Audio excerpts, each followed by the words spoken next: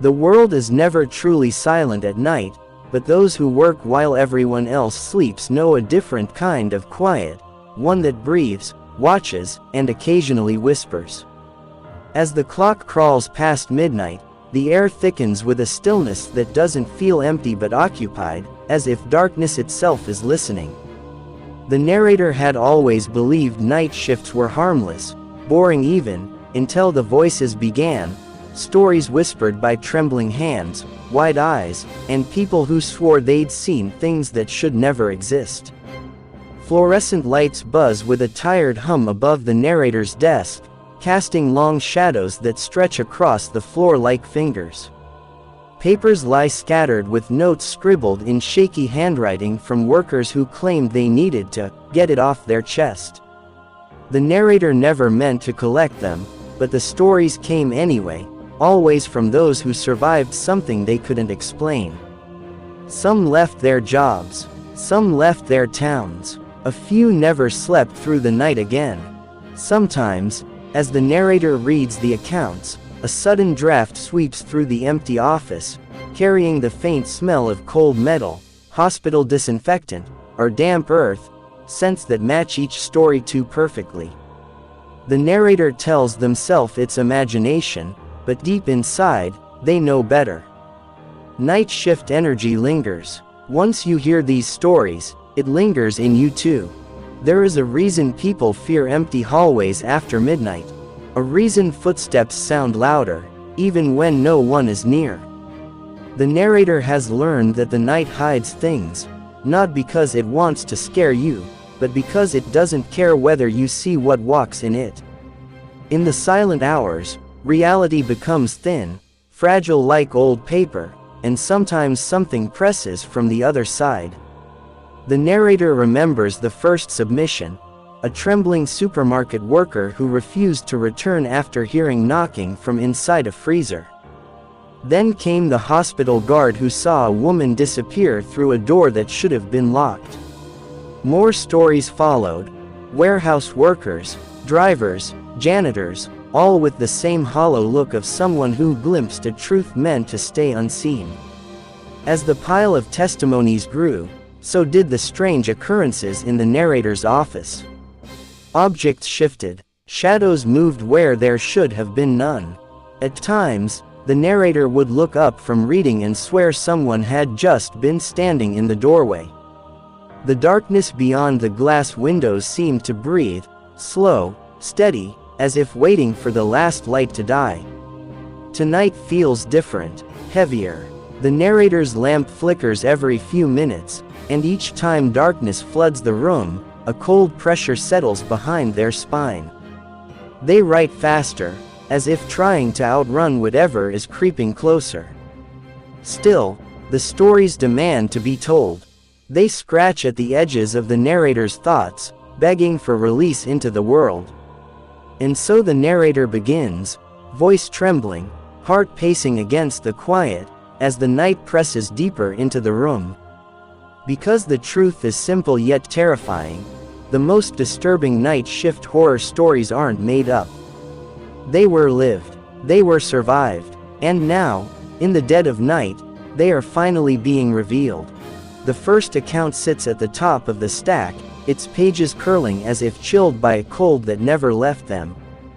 The narrator's fingers tremble when they touch the paper, as though the memory within still breathes frost. It begins with a young supermarket worker assigned the 2 a.m. restock shift.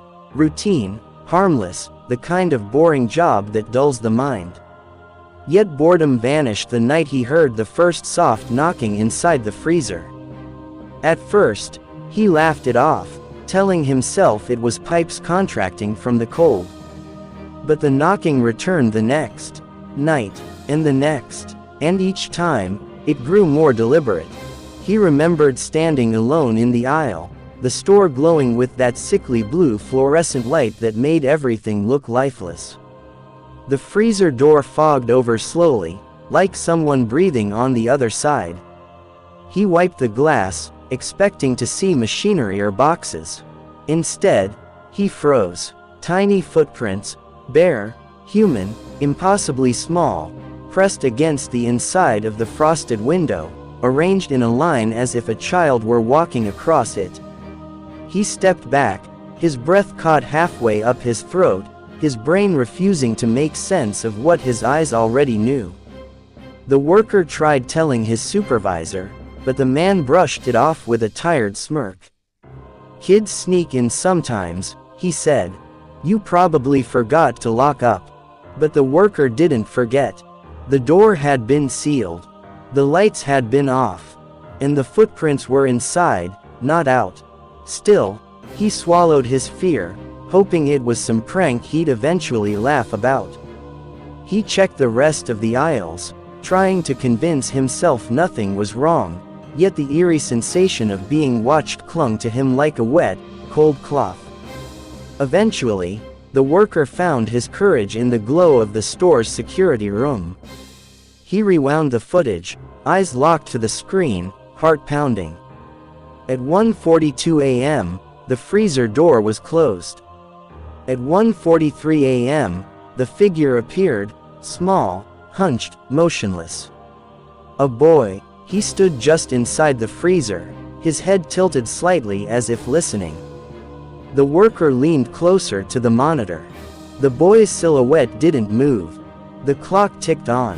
At 1:45 a.m., the camera glitched for a fraction of a second, static streaking across the screen.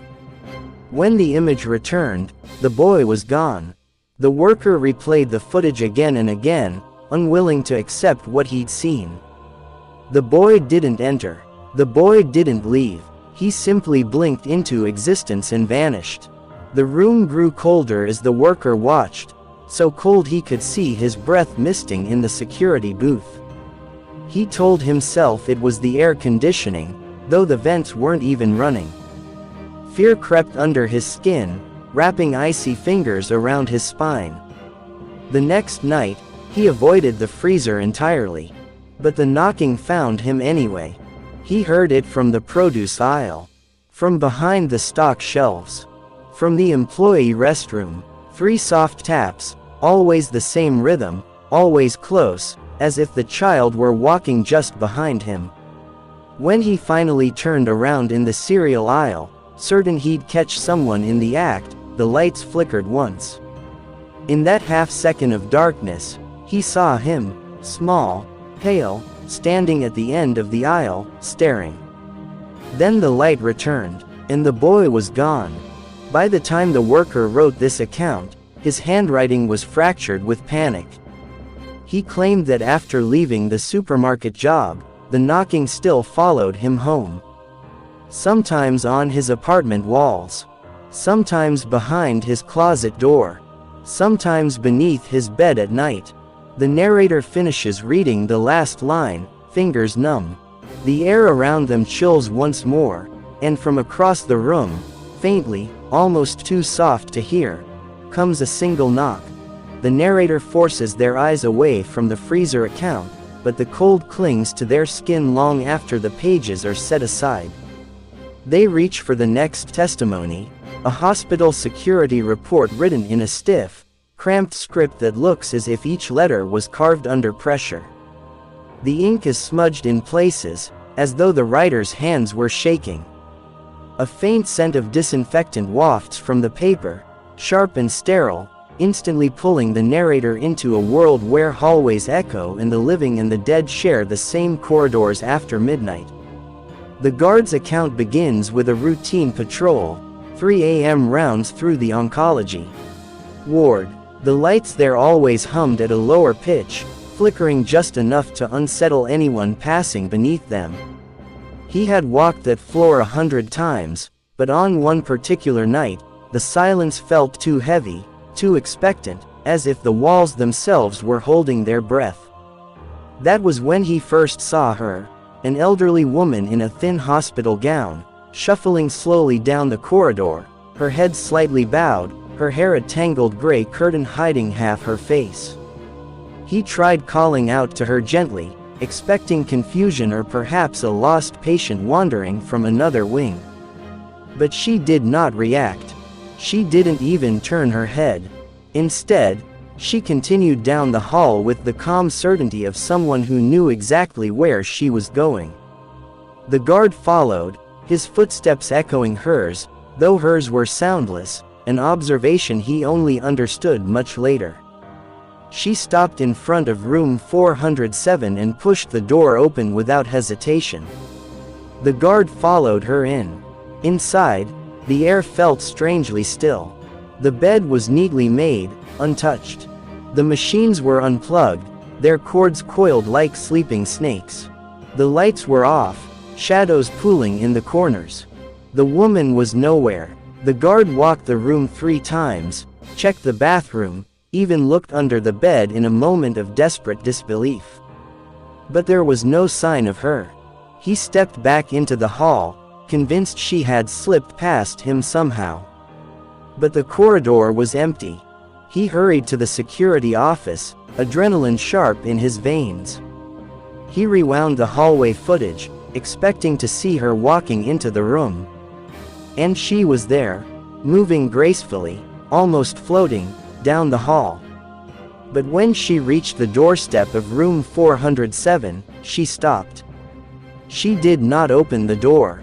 She did not enter. She simply stood there, then dissolved into static, her figure breaking apart like dust caught in a sudden wind. The guard froze, staring at the monitor. The timestamp read 3:17 a.m., the exact minute she had vanished. It didn't feel like coincidence.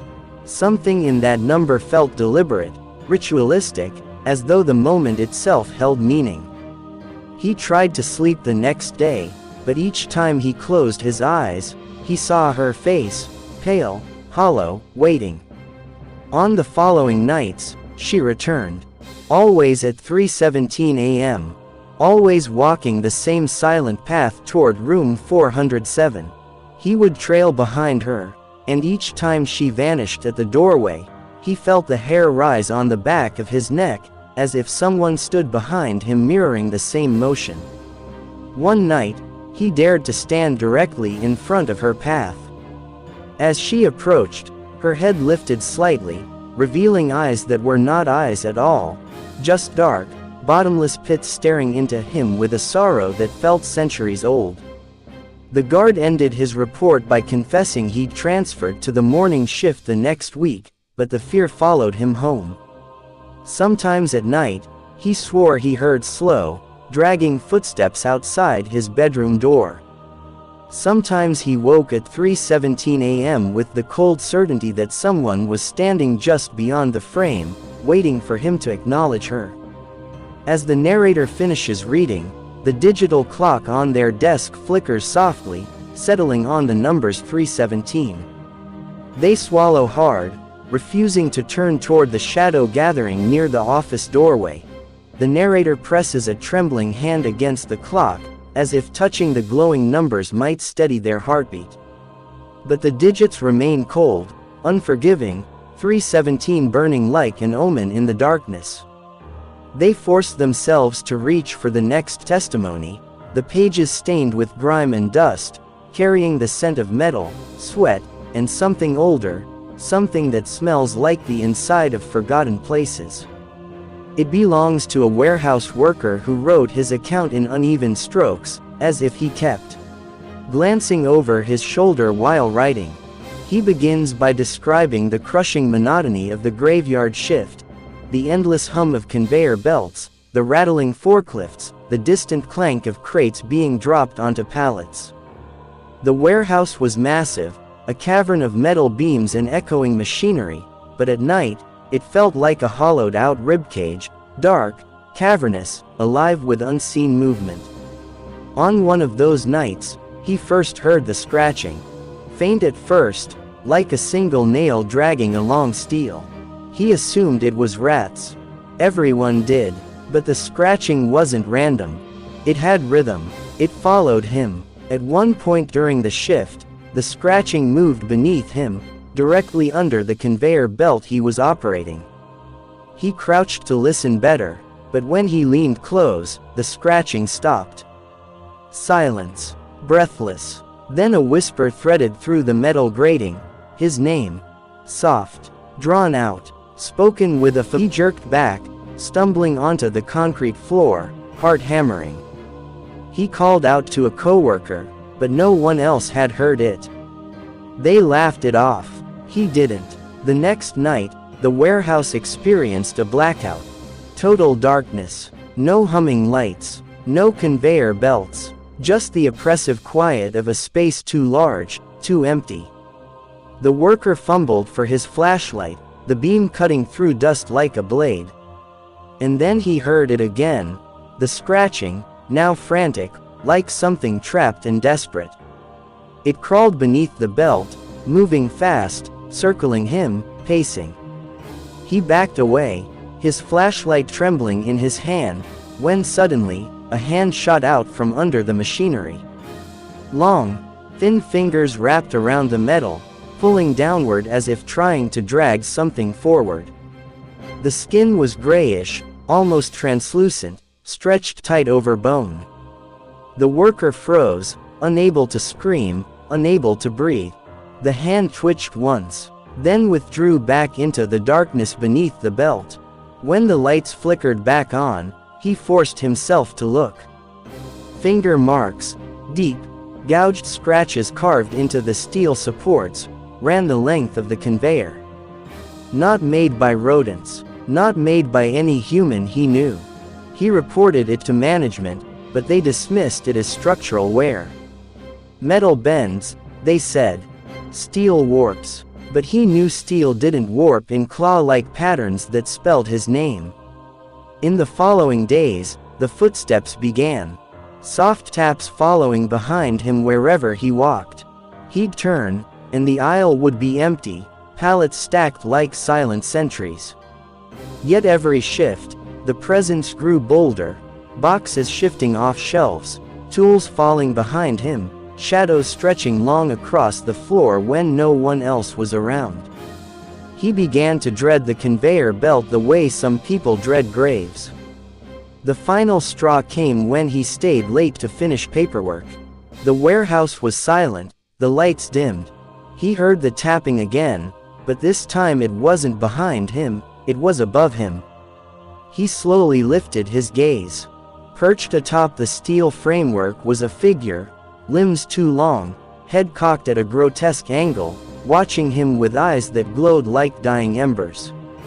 When it moved, its limbs scraped the metal beams with that same scratching rhythm. The worker ended his account with only one sentence.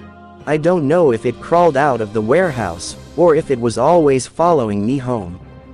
As the narrator lowers the testimony, the overhead lights groan, flickering once, and in the sudden half-darkness, they swear they hear a faint, dragging scratch beneath their desk. The narrator's breath trembles as the warehouse account settles onto the desk, its weight lingering like a cold hand pressed to the back of their neck. The office feels smaller now, as if the walls have quietly inched inward while the narrator was reading. Something shifts in the corner, too soft to identify, too heavy to ignore. They try to convince themselves it's fatigue, but their heart refuses to believe the lie. With reluctance, and a pulse that stutters in their throat, they reach for the fourth testimony, the final one in the stack. This one is different from the others. The paper is wrinkled, edges torn, the writing frantic and uneven. A rideshare driver wrote it, a man accustomed to dark streets, empty parking lots, and strangers slipping into the back seat with their secrets. But on the night he describes, it wasn't a passenger he feared, it was something waiting between the miles of unlit road stretching through the countryside. He recalls picking up a radio request from dispatch around 2:40 a.m. Passenger at mile 12, roadside, a strange location, but not unheard of. Cars break down, people wander, emergencies happen.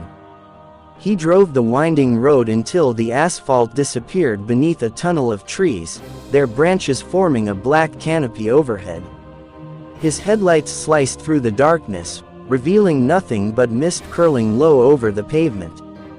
Then he saw her. A woman stood on the shoulder of the road, wearing a long white dress that fluttered despite the still air. Her hair hung in wet strands across her face, and she didn't move, didn't raise a hand, didn't step forward. She just stood there, waiting. He slowed the car and rolled down the window slightly, calling out to ask if she needed help. But she didn't respond. Instead, she turned her head just enough for him to see the unnatural sharpness of her jaw, and the way her mouth stretched far too wide in a silent smile. He panicked, slamming the lock button and speeding off. The woman didn't chase him. She didn't vanish. Instead, in the rearview mirror, he saw her face change, first blank, then twisted, then hollow, like shifting masks sliding across her features. Her body remained still, but her face moved in ways that felt impossible. He drove faster, refusing to look again. But a mile later, his dashboard lights flickered. The radio crackled with static. Then a voice whispered through the speaker, soft and breathy, "You left me." The driver swerved, heart pounding. He shut off the radio, but the whisper continued, crawling through the car like a cold wind. He tried calling dispatch, but the call failed. And then, without warning, the temperature plummeted. Frost spread across his windshield from the inside. Something cold brushed the back of his neck. He looked into the rearview mirror. She was sitting in the back seat. Her head tilted, her face a shifting blur of features, some human, some not. Her fingers were long, skeletal, tapping lightly against the headrest as if mimicking a heartbeat. He didn't remember how he escaped. The next thing he knew, his car was on the side of the road, headlights off, engine dead. The woman was gone, but muddy footprints, bare, wet, small, traced across the back seat and out the door. The driver ended his testimony with a warning: she doesn't need a ride. She needs a way in. As the narrator finishes reading, the office radio, long dead, long unplugged, crackles to life behind them. A soft, breathless whisper slips through the speaker, curling into the air like ice. "You left me." The narrator freezes. The whisper leaks from the radio like a thin thread of breath, too soft to be mechanical, too close to be imagined. Their pulse thunders in their ears as they turn off the radio, except it was never on. The switch is still in the off position. The cord still lies coiled on the floor, unplugged. The whisper fades, but the air remains unnaturally cold, carrying a faint scent of wet earth and something older, something that shouldn't be inside a locked room. Slowly, the narrator drags their eyes back toward the testimonies, realizing with dread that one document remains, unmarked, unfiled, its pages blank except for a single handwritten line at the top. Final account, do not read alone. Their hands hover over the cover as the lights dim subtly, shadows stretching like living ink across the floor. The narrator opens the file. The first page isn't a story at all, it's a record. A log, notes written by the previous archivist of these night shift testimonies. It details how each person who documented or investigated these cases eventually experienced phenomena outside the original environment: sounds, apparitions, disappearing objects. The archivist had tracked the pattern: not haunting, not coincidence, but contamination. Every story carried a remnant, a trace of something that clung to anyone who understood it too deeply. The narrator feels sweat gathering at their spine as they read on. The archivist began hearing footsteps behind him weeks after logging the supermarket case. Soft knocks echoed in his apartment after he transcribed the Freezer Boy's testimony. At first, he dismissed them as stress-induced hallucinations, until he woke one night to find small, frost-patterned footprints across his bedroom wall. He tried sealing the file, thinking ignorance might sever the connection. But each new account made the presence stronger. The entities weren't bound to the locations, they were bound to the witness. On the next page, the archivist describes how the hospital woman began appearing in reflections around his office, glass doors, computer screens, the polished surface of a filing cabinet. Always at 3:17 a.m. Always standing in the background. He covered every reflective surface he could find with sheets of paper, but every morning, the covers were removed neatly and placed on his desk. He began sleeping in the office to monitor the activity, only to wake nightly to the sound of dragging footsteps pacing outside the door. Another entry follows, sloppier handwriting, letters pressed into the page as though the archivist wrote while shaking.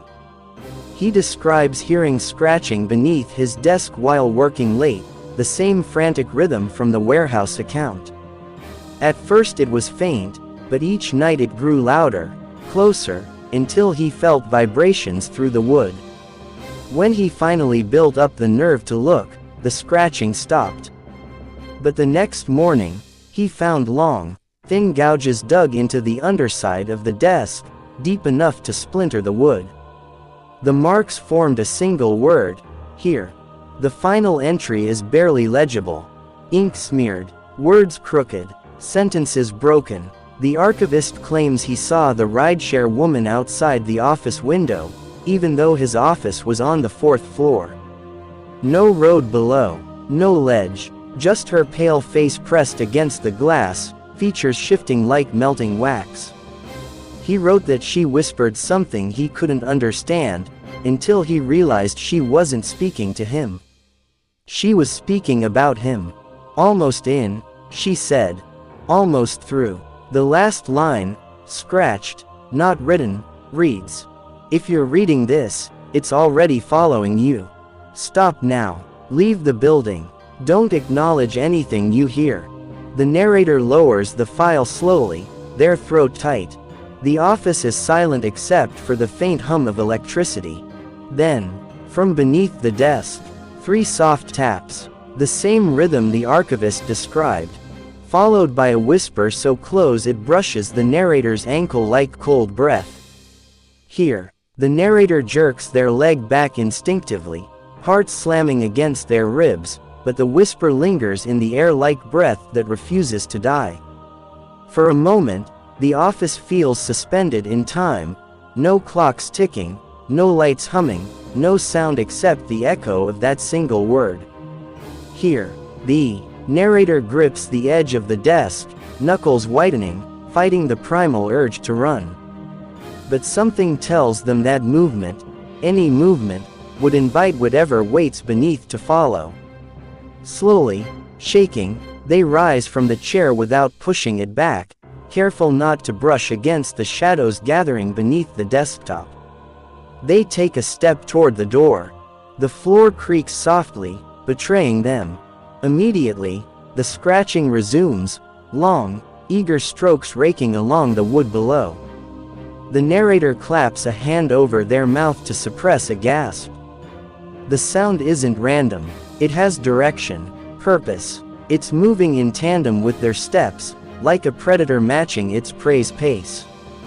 They force their legs to continue forward until their fingers close around the cold metal doorknob.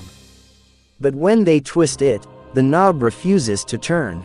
Locked, jammed, as if held from the other side. A chill crawls across the room. The radio crackles again, even though it's unplugged, this time erupting in low, static-drenched voices overlapping each other. A child sobbing, a woman's whisper, the distorted echo of something clattering against metal. Each voice belongs to one of the testimonies. Each voice is calling the narrator by name. They shut their eyes tight, but the sounds only grow sharper, more insistent, blending into a single sickening chorus that seems to seep into their bones. Desperate, the narrator spins around, and instantly regrets it. The room has changed. The walls appear farther away, stretched into long, shadowy corridors that pulse as though alive. The lights flicker overhead, revealing brief, horrifying images carved into the darkness. The hospital woman standing at the far end of the hall, her head tilted, the warehouse creature clinging to the ceiling beams, a small, frost-pale footprint appearing on the floor tile and melting slowly. And behind them all, the shifting-faced woman from the roadside sits in the corner of the room, her smile carved too deep, her eyes reflecting nothing. The narrator backs toward the door, pressed against it, trembling as all four entities step forward, each movement unclocked by sound, each presence bending the air around them. They whisper in overlapping voices, fragments of their own stories, fragments of what they want next. Their words twist, distort, merging into one chilling truth: these were never stories. They were warnings, incomplete ones. The lights blink violently, once, twice, and the four figures vanish all at once, leaving the office deathly cold and unbearably silent. The narrator exhales shakily, their breath fogging in the air. For a moment, they think it's over, until they feel it. A presence behind them, standing too close, breathing too softly, waiting too patiently. Slowly, painfully slowly, the narrator turns their head just enough to see a reflection in the darkened window beside the door. It isn't the hospital woman. It isn't the warehouse creature. It isn't the roadside entity. It isn't any of the four. It's themselves, but with a face slightly wrong. A smile too wide, eyes too dark, like a mirror version that has been waiting for its turn. Before the narrator can react, the reflection leans closer, lips barely moving. Almost in, it whispers. The lights go out. Bab Barakudnia, 8 paragraph Bahasa Inggris, Dramatis, Nyambung dengan Sebelumnya. The corridor lights flickered again, but this time they didn't return to full brightness. Instead, a dim, reddish tint bled through the bulbs as if something behind them was breathing. Mara froze mid-step, her breath catching when she realized the silence around her had changed, no longer empty, but waiting. The air felt thick, almost granular, as though dust and dread had fused into one. She clutched the keyring tighter, its metal trembling faintly against her palm, betraying her growing terror. A low shuffle echoed from the far end of the hallway, too slow and deliberate to belong to any coworker. Mara's pulse hammered against her ribs. She knew the building well, every sound, every echo, every quirk of old pipes, but this noise didn't belong to anything she'd ever heard before. It moved like someone dragging their feet, but with intervals so irregular it felt wrong, inhuman. Her instincts screamed for her to retreat, yet her legs wouldn't respond. The shuffle stopped. The silence that followed was heavier than the sound, pressing into Mara's ears until she could hear nothing but her own shallow breathing. Then, from the corner just ahead, a shadow stretched across the wall, slow, deliberate, as though whoever cast it was aware they were being watched. The shape elongated unnaturally, limbs bending in impossible angles, distorting the familiar outline of a person into something grotesque and whisper-thin. Mara felt her throat tighten when the shadow's head tilted toward her.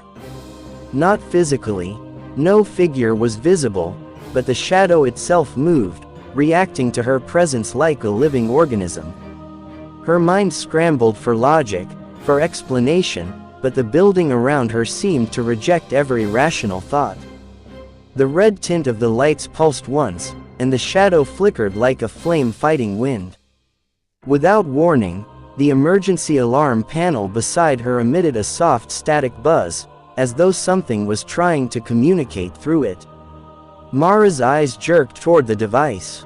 Its screen glitched with streaks of white lines scrolling rapidly, faster and faster, until they converged into a single phrase: "Don't let it touch you." Her breath stilled. She blinked hard, but the words remained, etched into the broken display like a warning from something trapped inside. That was when she heard it, soft at first, then clearer. A whisper, but not from the hallway. It came from directly behind her, brushing against the back of her neck like a cold exhale. Too late. The voice was brittle, layered, as though spoken by several mouths at once. Mara spun around, but her gaze met nothing but the empty corridor stretching into darkness. Yet she felt something pass by her, something that moved without sound, without air, without form. The lights above her flickered violently, and the shadow on the far wall suddenly contracted, snapping from its elongated, distorted shape into something small and human-sized, like a child standing still. But the outline was wrong.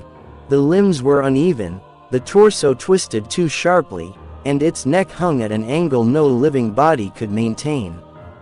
Its head twitched once, twice, and then snapped upright, facing Mara with a jolt that made her stumble backward. Mara tried to scream, but her voice caught in her chest. The figure began to step forward, not walking, but jerking toward her in abrupt, unnatural movements, like a puppet being yanked by invisible strings. Each step made the air around her vibrate with a low, nauseating hum. Her vision blurred with panic. The keyring slipped from her shaking fingers and clattered onto the floor. The sound echoed through the corridor like a gunshot, and in that single moment of noise, sharp, disruptive, alive, the shadow figure froze mid-lunge, its limbs suspended unnaturally in the air. The humming stopped. The lights dimmed to a deep, suffocating red. For the first time since the hallway had grown distorted, Mara felt the presence hesitate, as if something else had taken notice.